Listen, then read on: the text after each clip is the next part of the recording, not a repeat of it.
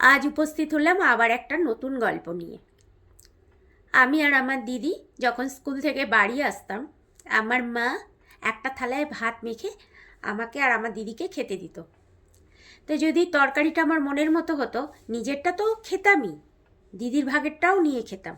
আর যদি তরকারিটা খেতে ভালো না লাগতো, তাহলে আমার অংশেরটা দিদির অংশের দিকে ঠেলা দিয়ে দিয়ে সরিয়ে দিতাম। দিদি বলতো, কী রে, নিজেরটা নিজে খাচ্ছিস না, তুই আমার দিকে দিয়ে দিচ্ছিস? আর যেদিন ভালো খাবার হবে সেদিন নিজেরটা আগে খাবি, দিয়ে আবার আমার ভাগেরটাও খেয়ে নিবি। আমি বলতাম, কই না তোরে, দেখ এটা তোরই, মা মধ্যিখান দিয়ে দাগ কেটে দিয়ে গেছে না। উল্টে মা আবার বলতো, যে লাস্টে খেয়ে উঠবি সে এঁঠোটা পুছে দিবি। মুখের মধ্যে যা আমার ধরবে সেটা তো খেয়েইছি, উল্টে হাতে নিয়ে উঠে গেলাম। দিদি বলতে, এই তোর খাওয়া হয়নি, তুই আগে উঠে গেলি? এঁঠো পোছার ভয়ের জন্য না? খুব চালাক তো। তো এরকম দুষ্টু মিষ্টির অনেক গল্প আছে, আমাদের সকলেরই থাকে। আরেক দিনের একটা ঘটনা বলি।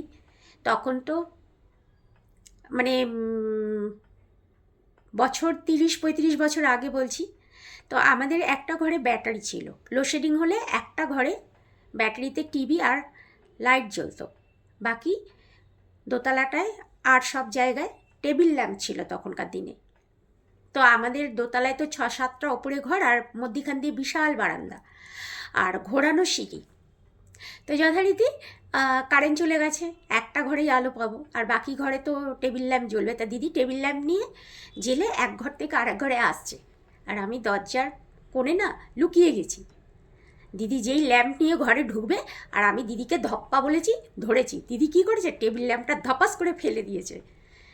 টেবিল ল্যাম্প তো গেলই, উল্টে মায়ের কাছে মারটা কাকে বলে। এবার দিদি তখন মাকে বলছে, আমি কি করলাম, তোমার মেজো মেয়েই তো আমাকে ধপ্পা বললো বলে হাত থেকে পড়ে গেল। মা এবার আমাকে ধরবে, মা ধরলেই মানে একদম আর কোনো কথা নেই, ছাড়ছুড় নেই আমার মায়ের কাছে। কম মার খাইনি, কম বেশি খুব ভালো মারই খেয়েছি। এবার যেহেতু আমাদের ঘোরানো সিঁড়ি ছিল, মানে একটা সিঁড়ি বাবা করেছিল সাইড দিয়ে, যাতে গ্যাস দিতে এলে গ্যাসের লোক বা জমাদার তখনকার দিনে ওঠার জন্য সাইডে একটা ছোট সিঁড়ি ছিল, আর মেন সিঁড়ি দিয়ে সবাই আমরা উঠতাম। তো যাই হোক, মা আমাকে ধরবে, ধরতে পারলে তো মারবে। এপাশ দিয়ে উঠছি ওপাশ দিয়ে নামছি, এপাশ দিয়ে উঠছি ওপাশ দিয়ে নামছি। মা একবার যদি নাবে ওঠে, তো তারপরে বলতো, যখন ধরতে পারবো সুদে আসলে একসাথে তুলে নেবো। তো এরকম অনেক অনেক অনেক আছে মজার কথা। মা মা যদি মারতো, আর মেনে যদি শরীরে আমাদের আঙুলের দাগ হতো, সেই দাগটা কতক্ষণ বাবা আসবে, বাবা নিজের অফিসে বসবে কাজ করতে, তখন বাবার কাছে গিয়ে অভিযোগ হবে, দেখো বাবা, মা মেরেছে। এই একটা বলায় মায়ের যে কী শাস্তি হতো সে আজও মনে পড়ে। সেই ভালোবাসা, সেই অনুভূতি, সেই স্মৃতি মাখানো দিনগুলো আজও মনে পড়ে। তো এরকম আমাদের সবার জীবনেই কম বেশি মিষ্টি মধুর গল্প আমাদের সকলেরই থাকে। এখনকার প্রজন্মেরা এই সব গল্প হয়তো পাবে না, কিন্তু আমাদের জেনারেশানে এই গল্পগুলো সত্যি গল্প হলেও মানে সত্য গল্প থেকেও অনেক অনেক অনেক বেশি। তো যাই হোক, আমি এই ফেসবুক প্ল্যাটফর্মে যতটুকু এগিয়েছি, সকল বন্ধুদের ভালোবাসা সহযোগিতায় এগিয়েছি।